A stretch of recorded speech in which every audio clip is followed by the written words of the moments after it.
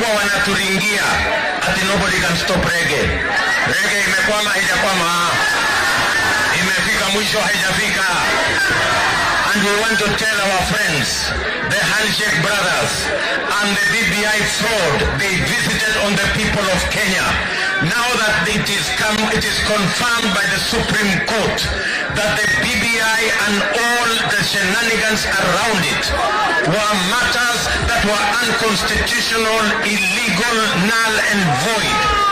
The handshake brothers need to make an apology to the people of Kenya. They have wasted 4 years. They sabotaged the Big Four plan that was going to give jobs to our young people in favor of a fraudulent exercise meant to satisfy the selfish interests of a few people.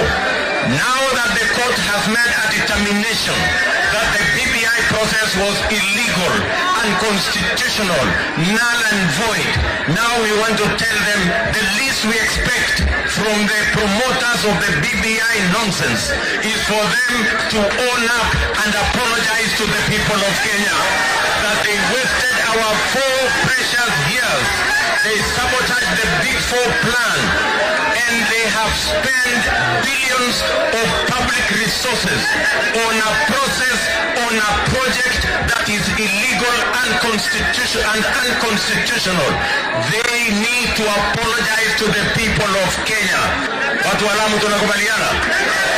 Si hawa watu waombe msamaha? Wametupotezea miaka 4 wakitusukumia mambo ya ukora ya BBI. Ati mambo ya Kenya ati waongeze mamlaka ya rais, ati waongeze vyeo ya viongozi.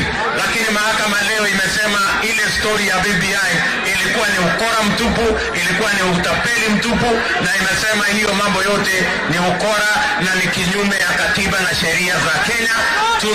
Tunawataka wale walikuwa wanatusukumia hii mambo sasa waombe msamaha kwa watu wa Kenya kwa kutupotezea miaka 4 na kwa kutumia mabilioni ya pesa ya umma kwa mradi ambao ulikuwa ni kinyume ya sheria na katiba ya Kenya.